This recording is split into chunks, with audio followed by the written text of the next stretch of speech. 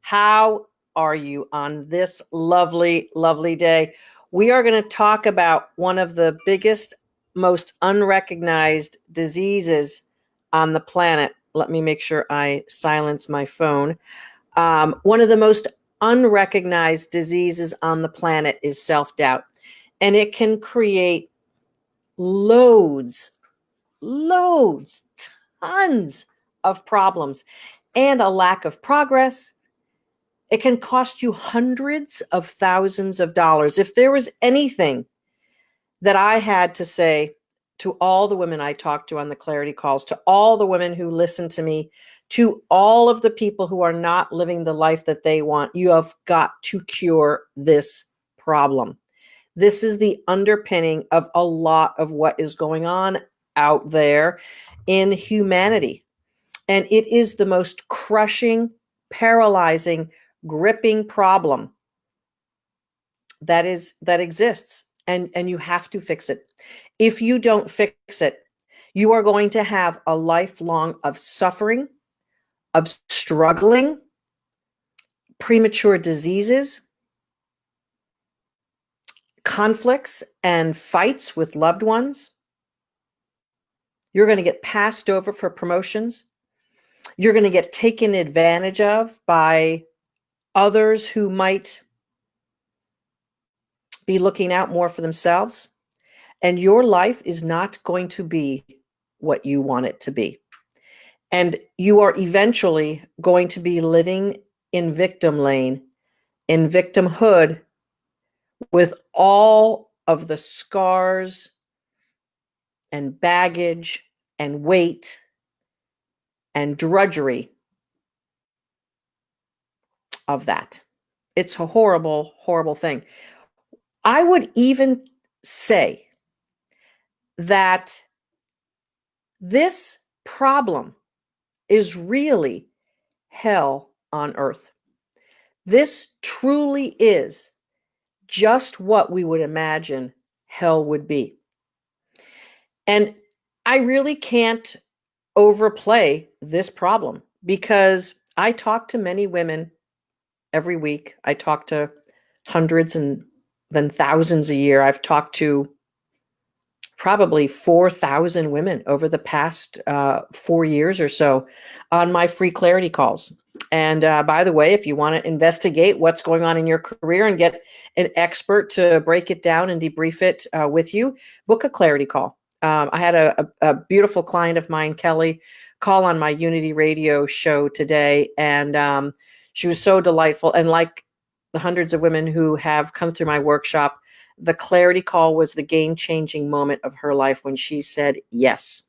When she said, I deserve and I want more. She overcame this problem that I'm going to talk about today. And she said yes to herself, and her life has been changed forever, forever. And it's delightful to have her call live on my radio show. I can tell you that she would have never called to a live radio show before because she had this problem.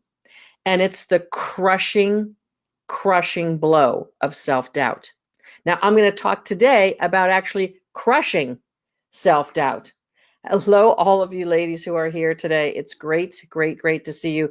We've been rolling on this 5 Deadly Career Sins series so far. And this is one of the biggest problems. And it's not just career, it is your life. If you bring self-doubt into your life, which invariably, if it's in your career, it's in your life because it does not leave your cells, does not leave your consciousness, it does not leave your energy pattern just because you're walking home. As a matter of fact, chances are it's showing up more at home. And you're probably trying to cover it up a little bit at work. You know, I made myself a cup of green tea today to have here so I could have tea time with you ladies. So I think I'm going to take advantage of that. You know, there's one thing that's so, so great, and that's tea at the right temperature. Yes, indeed. We're having high tea, yeah. Celebrating the day, celebrating that we get another chance to show up big and authentic and exactly how we choose for today. And I want you to do a little bit of an inventory. If you haven't shown up today how you wanted to, if you weren't able to because of your own self-judgment or your own belief system to be who you want to be, I want you to do a check on that, and I want you to write down why.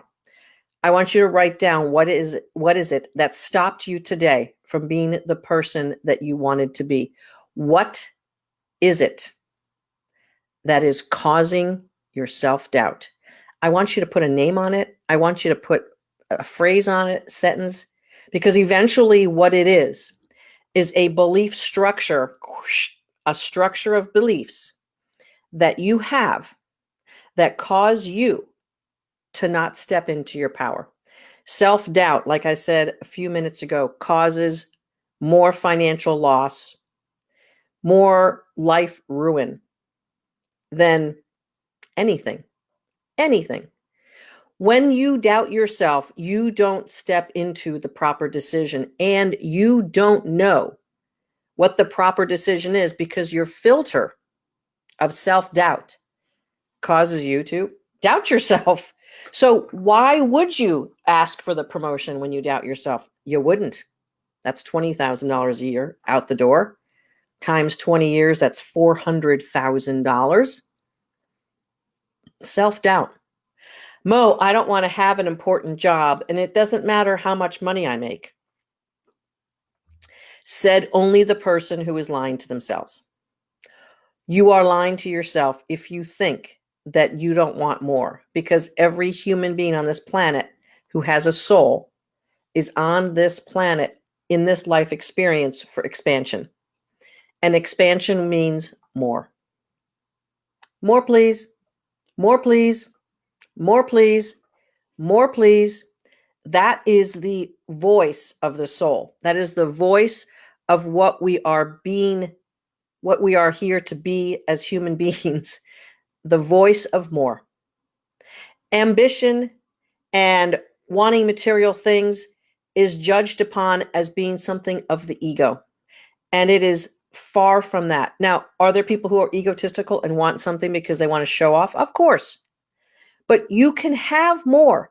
You can be more, you can do more, you can have more and expand more and not be egotistical and greedy. Cheers, Debbie.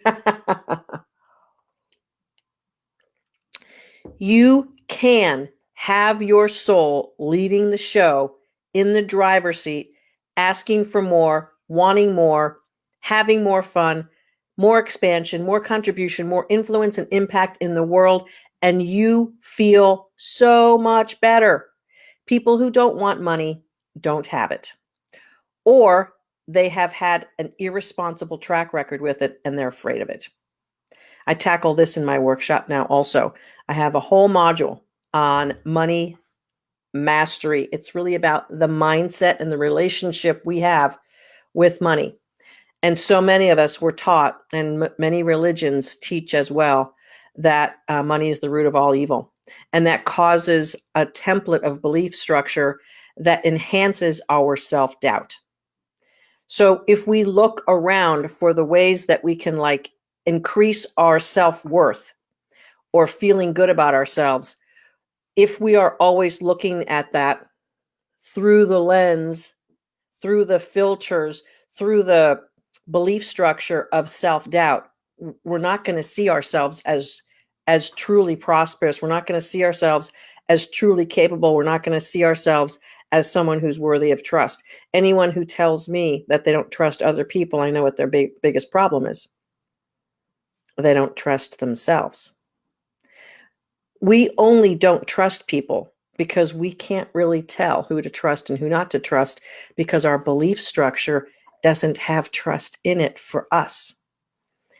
And one of the biggest truths of living life is that you always see the world as you are. Let that one sit around for a second.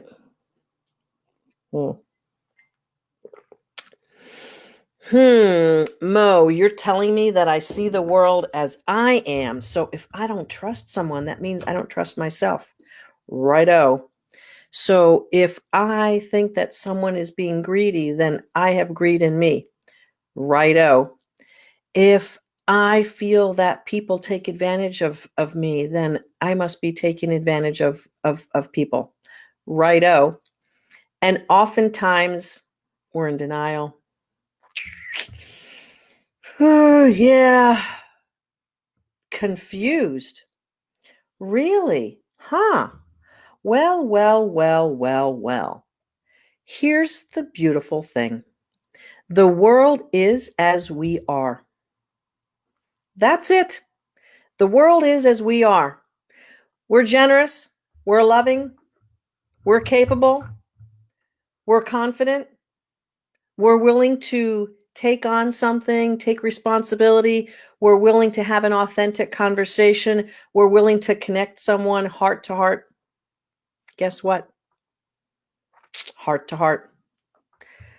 One of the things that I find to be quite humorous sometimes is I enjoy traveling to Europe, and I particularly enjoy France and everything French.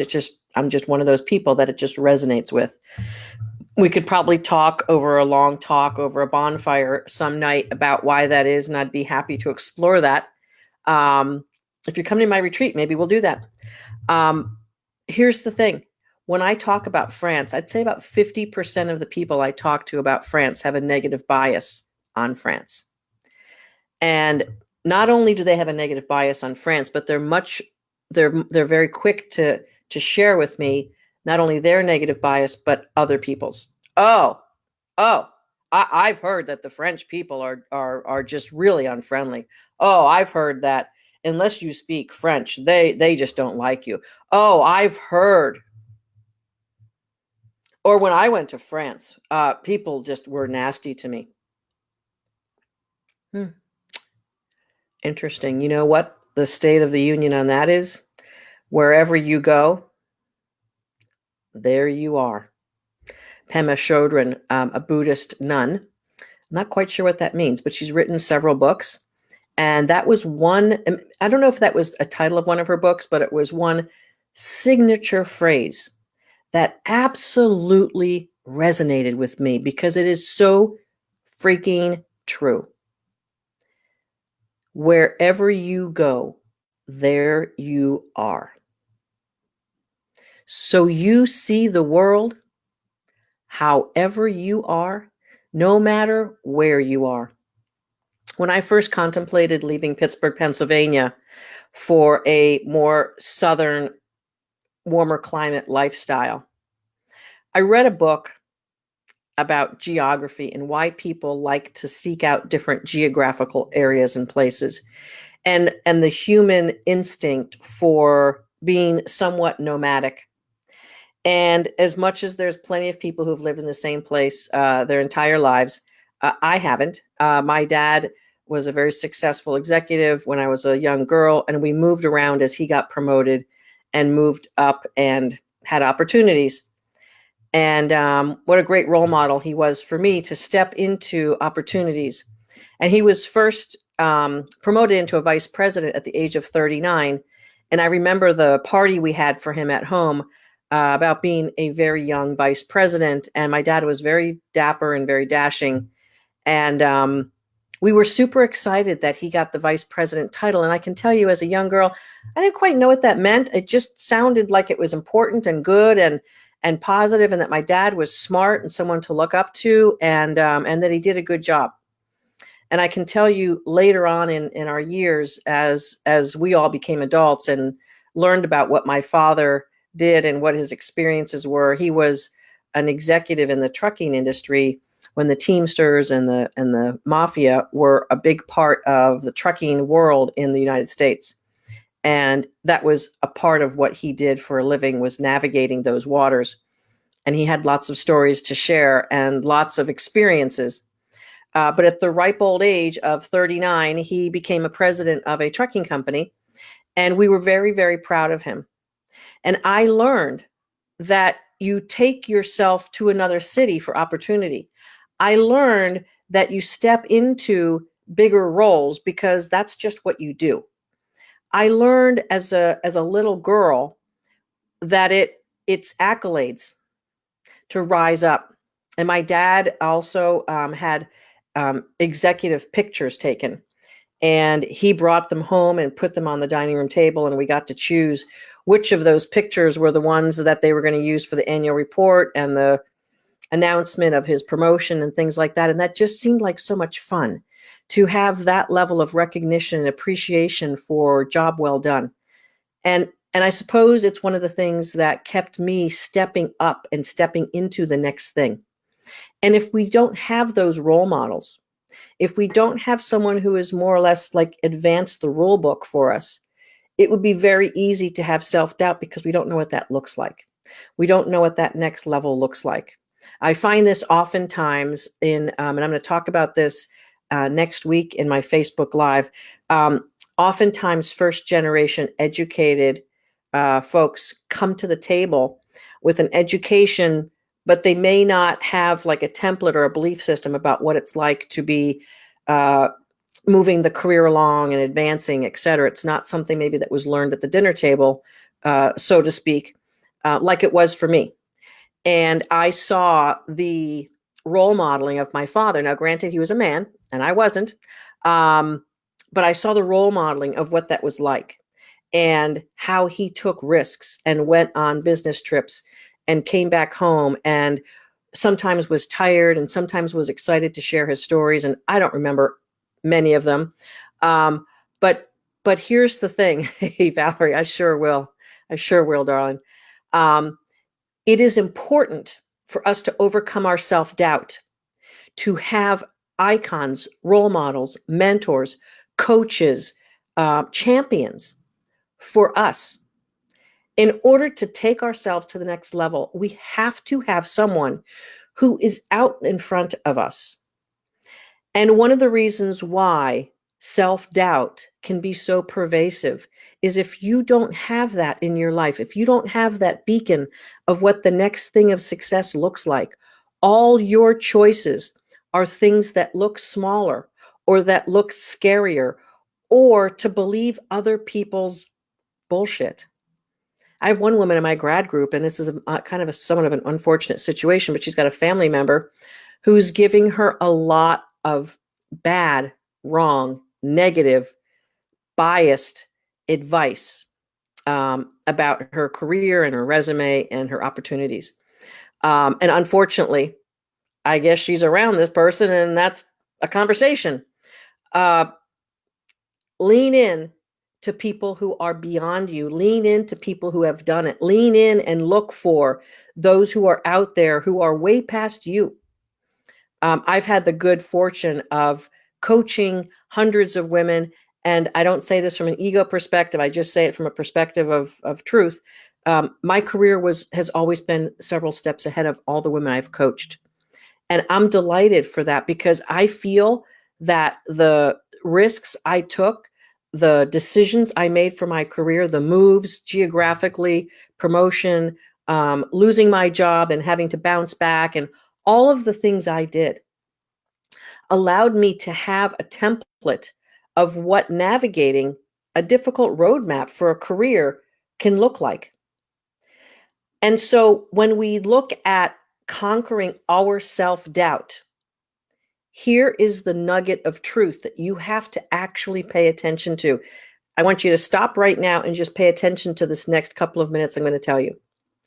Your self-doubt is your fear brain running a program for you because you don't have a replacement.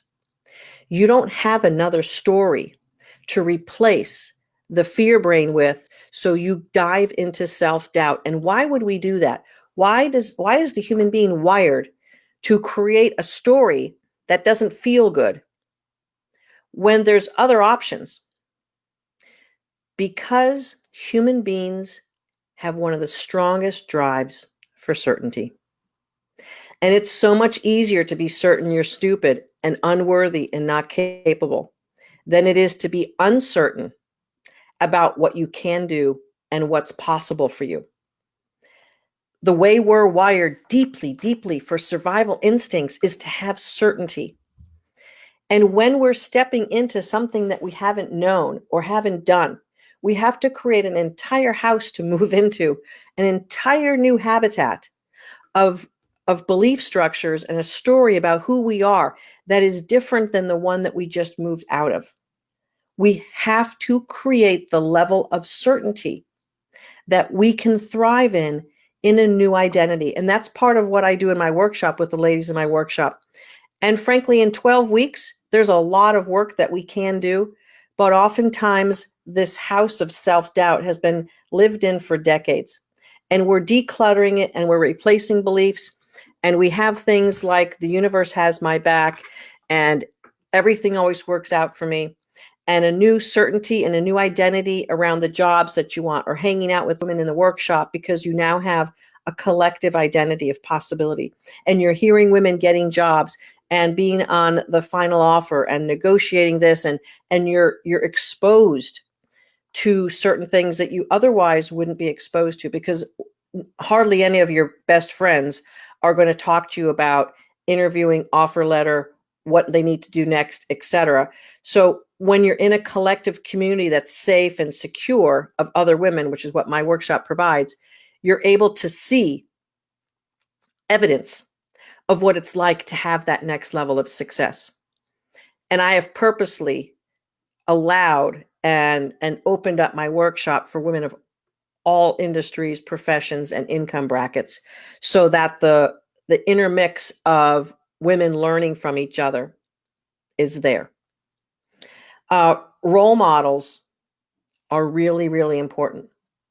Yeah, so someone says very true about the first generation kids and education. Absolutely. So if you are lacking role models for your next leap, there's certain things that you have to do.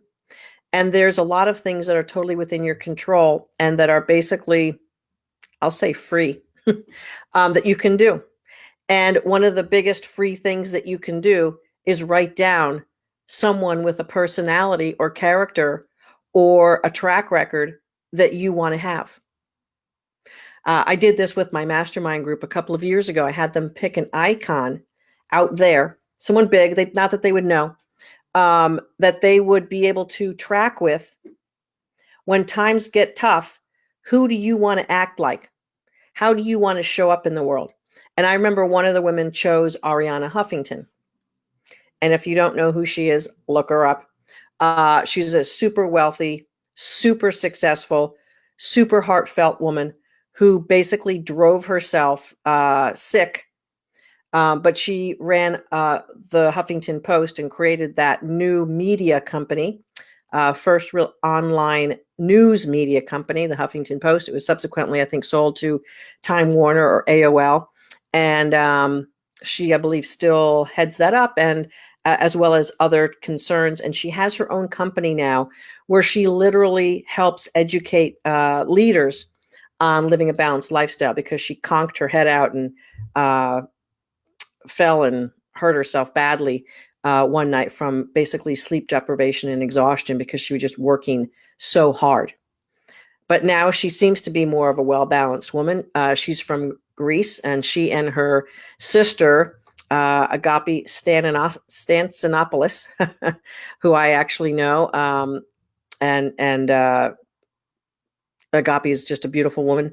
So the two of them are women who are bold, courageous, executive, passionate, well-spoken. Arianna, more of a business person, Agapi, more of a creative type of person. These are people that one could have out there as, I want to be like that. You know, as kids, we have heroes. We have storybook heroes or movie characters that we're like, I want to be like that. You know, when I was a young girl, I wanted to be like Meg in A Wrinkle in Time. I thought she was really cool, really neat. And if you haven't seen Oprah Winfrey's remake, not remake, I don't think Wrinkle in Time was ever a movie, but Oprah Winfrey made the Wrinkle in Time book a movie several years back, and it's really, really quite well done. And I always wanted to be like Meg. She was spunky and courageous, and took matters in her own hand. And she really didn't care about the constrictions or the restrictions of life. And I thought, wow, that would be so cool to be like that, to do what your heart feels like. And if you know the story at all, she was looking for her father, who was a physics professor who got lost in the wrinkles of time because he was pursuing time and space travel. And she was passionately hell-bent to go find her father. And of course, as she went out there to find her father, she came across evil and unsavory characters and confusion and difficult things. If you're in my workshop, you're going to understand story structure and why things like this are so engaging. And if you are a client of mine, how many times does the hero typically struggle and stumble and fall in a great story before an amazing result? Go ahead for extra points. Lay it on me if you remember that bit of trivia, but it's not trivia. It is actually the way that we engage in stories. And so we need that story out there. We need someone to identify with. We need to have that in order to seek out greater, in order to seek out more. All my life, I have had this desire to have like a great mentor and someone who I could know personally, who was smarter than me and thought things. Debbie Grant for the extra points, 7 times indeed. Someone who thought better and differently and bigger than me. I always sought that out. But here's the thing, they also have to have a big heart. In order to lift someone or help someone out, you have to have a big heart. And I can tell you, basically, I didn't find it too much in the corporate America. So in the year 2000 is when I hired my first coach. And my first coach gave me different perspectives and different ideas about what is possible and doable and what I should be thinking about and looking at. And she really helped me a lot. But she wasn't an aspirational person for me. She wasn't someone like, oh, she's done it at this big of a level. That means I can do that. And I always wanted to be that for my team members. I always wanted to be that person who was like, come on, you can do it. You can do it. You can do it. I believe in you. Let's go. Let's go. And sometimes that might feel like you're not enough. But with the right heart, hopefully I have it most of the time, it can be someone who's stretching you to be more than you'd ever thought possible. And I feel very happy to have helped so many people in their careers when I was an executive advance themselves and be more of who they were when we got started. And there's a few people that come to mind who are really on my heart. And one young man actually just moved to a new city, a new state, with his young wife, bought a big house, is succeeding in his career, and he had his own challenges about stepping into his power. And I dare say that maybe I was the first person that really called him out about being self-responsible. And I don't know, it's just what I like doing. I like believing in people. I like pushing them, and I like having them step up to who they can be. And that's what you need to overcome self-doubt. It's what you need. You need an external idea of what it looks like, because as human beings, we need certainty. So ironically, for so many people who are struggling, self-doubt is their certainty. And that really sucks. Tea to you.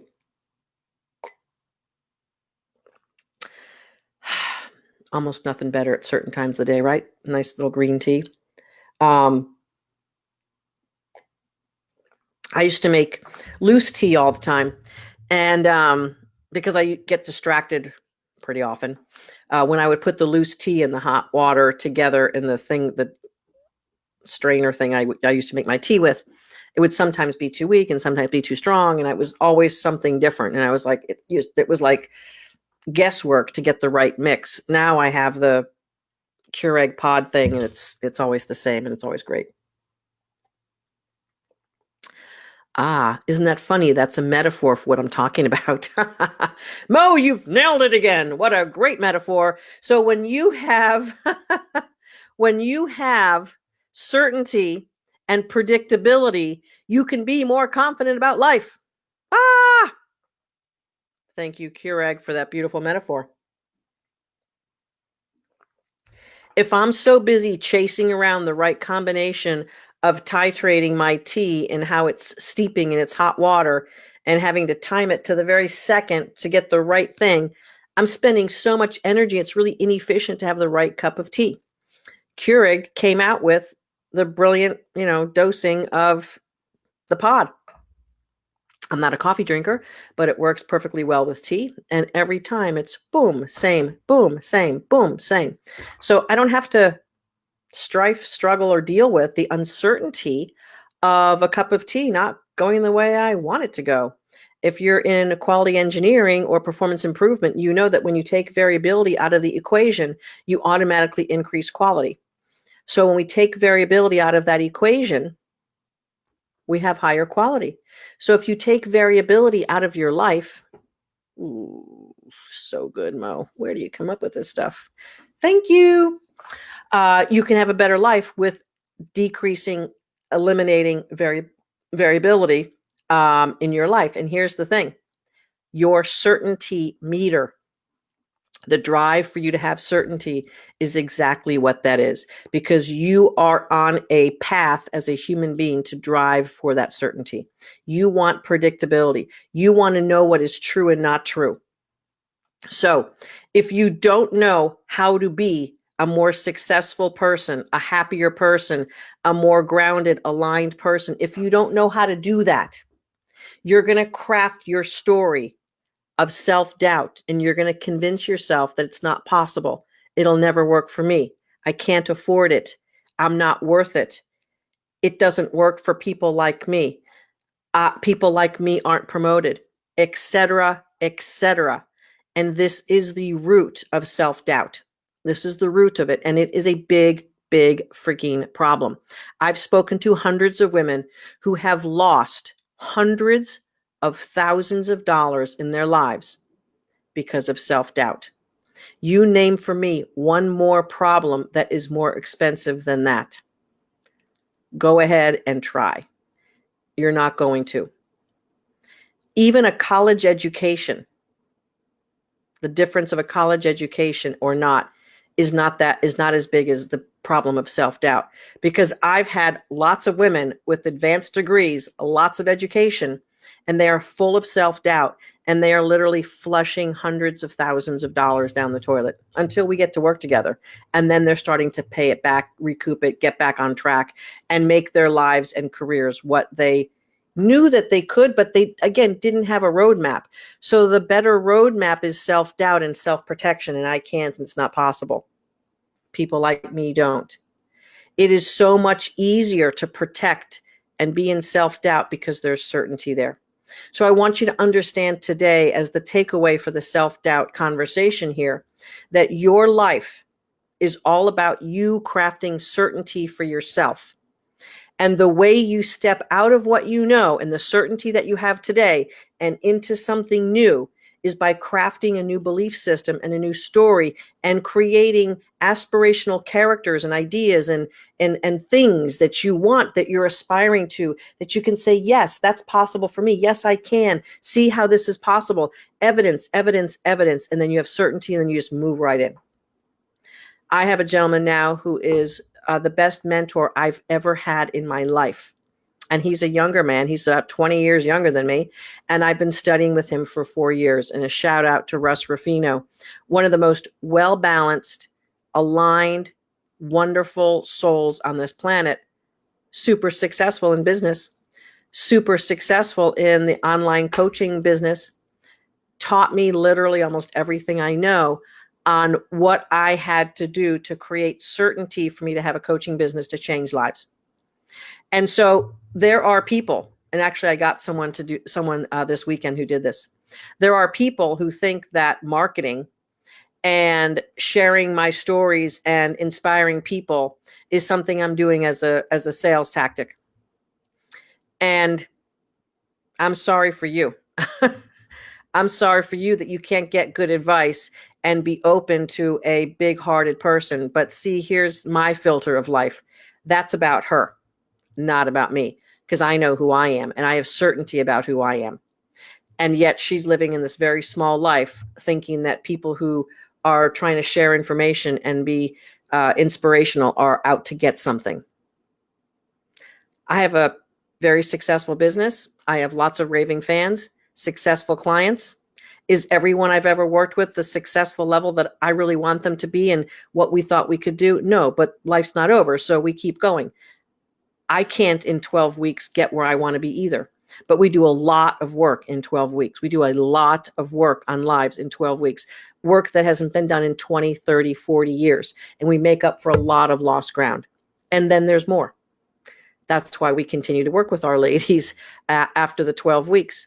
We continue the path because once you make that first big push toward that higher version of you and you come out of the shadows, you come out of self-doubt, you come out of the hurt and the injury, and you craft yourself that next best story for who you are and what you want to be, and you become that higher version, vibrating at a higher level and attracting higher level reality to you.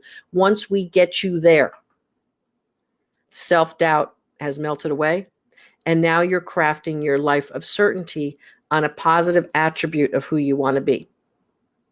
It's so good. When I left corporate America, I was a big honking executive, making a lot of money, traveling on private planes, going to fancy meetings, fancy dinners, all that.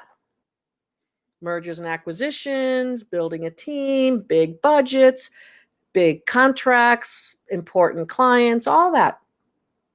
That's what I was doing. And then I retired 5 years ago. I'm still going to say I'm going to celebrate 5 years. And then I had to reinvent myself. I no longer had a big company that I could tap into. I no longer had a finance department, a legal department, an accounting department. I no longer had a team of vice presidents reporting to me. I no longer had infrastructure and systems and bosses and expectations and Wall Street news flashes that were affecting what we did. I no longer had any of that.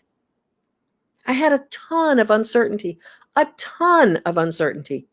What was I going to do and create, and how is it going to get put together? If you've ever created your own company or done your own thing and left the structure of corporate America and been successful, you know what I'm talking about. A lot of people leave all of that structure and can't handle it, can't do it. And I understand why, because there's a lot of difference in working in a massively structured environment and knowing what's what and who's what and what's going on and this and that. Da, da, da, da, da. It's so much easier working in a structure for most human beings. There are some that absolutely can't do that. But most human beings work much better in a structure. And then when you pop out of that, it's like, whoa, whoa, whoa, talk about a wrinkle in time. I got lost for the first year for sure, and then got my footing about what I was going to do and how I was going to help women advance their careers. And every year my certainty increases and my ability to deliver increases. And I now have a great team. Thank you very much, Kimmy and Taylor and Jean and Amy and Michelle and Maddie and Miliana and brand new Jessica and Darla and Aaron. All of these wonderful people are now part of what I do and how I deliver what I deliver. But there were plenty of days where it was me and one other person. And there's days where it was just me clicking away, trying to figure out stuff. Uncertainty is something that drives most people crazy, and it causes self-doubt. And then we crawl into a home of self-doubt because we have certainty around that. Although on your own, you create your own structure that fits the needs of the business and team, you adjust as you go and scale. Yeah, that's absolutely true, Sinner. But let me tell you, not a lot of people who can do that. There's not a lot of people who can create their own structure. Seriously, it's not a common trait that people do have for it. And it takes vision, and it also takes discipline and a great deal of commitment, and it takes finances to be able to do all of that and put it together. So all we have to do is look at the statistics of successful businesses or businesses who fail and look at the numbers, and it's apparent how difficult it is to do that. So what I want you to take away from today, self-doubt is your certainty. It is victimhood. It is negative vibration. It's going to get you more negative shit in your life. Put that one on your bumper sticker. If you create certainty out of uncertainty, you can craft a career and life of your dreams, but you need to have people who are going to help you craft that. You need to have icons, mentors, and champions and coaches, people who are going to help you put that together. So you need that in order to have a movement away from self-doubt. And not everyone wants to move out of self-doubt because their friends and family hang out in self-doubthood also. And it feels comfortable and it feels like that's what reality is. So there are plenty of people on this planet who don't believe that there's a possibility of a life of something other than just self-doubt and bitching and victimhood. So I want you to take stock of what's going on in your belief system and what are the primary beliefs that you have about yourself every day. And craft for yourself, what beliefs do you have to have in order to live in uncertainty? And I will leave you with another very important piece, and I don't have time to cover it today. It's called faith. If you're in self-doubt, you do not have faith. I don't care what church you go to. I don't care how many times you go to church. I don't care who you pray to or how many times you pray. If you have self-doubt, you do not have faith. I'm calling you on it. I'm calling you on it. If you have self-doubt, you do not have faith. And you know what? You can have faith out there for your God, your source, and open it up. And he or she is not going to do that for you. Not at all. Actually, Gayatri, my coaching is first on self-improvement and then on career, because you cannot have career improvement if you do not have self-improvement. Can't do it. Won't happen. No siree. So we go for the soul first. Actually, it's soul enhancement, not self. The soul is the real beingness of who we are, and that's our real power. So we develop the soul first, bring it back up to life, because it once was to life, and then it got crushed and killed by all these lovely people in our lives and experiences. And so soul enhancement first, to answer your question, and then career improvement. And high five to that, because that's the only way you're going to feel better about yourself. You cannot have a great life and be a freaking successful, awesome, kick-ass woman with a great job and a career and great money and a great family if you're not feeling great inside. It will tumble and fall. It will oftentimes not even get put together. You have to feel awesome inside. So move away from this self-doubt. Move into a new certainty that you may not know about.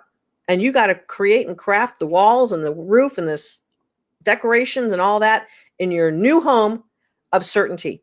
Decide who you want to be, how you want to be, and work from there. Take action from there. Live your life from there and get rid of that self-doubt that has been controlling you for way too long and costing you probably hundreds of thousands of dollars. I know for sure tens of thousands, but I'm pretty much guessing it's also hundreds of thousands. If you are not moving forward in your career, you have been passed up for 20, 30, 40, 50, 60, 70, 80, 90, $100,000, and possibly even you have said no to those big jobs. Possibly even you have quit them. I talked about that yesterday. And you have said, no, I don't need a job of 150,000. I'm happy at 80.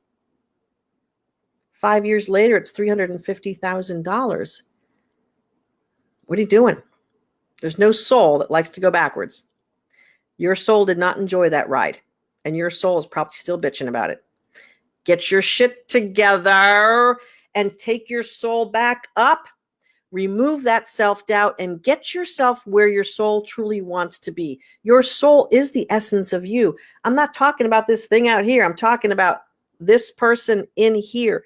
You want more and you want to feel better. So do that and be that and then have that kind of life. This is Coach Mo Fall coming to you loud and clear, live on Facebook. This is the 5 deadly career sins, and you must crush your self-doubt with a whole new identity of who you want to be and how you want to be, and create certainty around that. If you need help on it, like 100% of the people on this planet do, Book a call. Let's get started with your clarity at mofall.com. And I know the link was posted here, mofall.com/call me.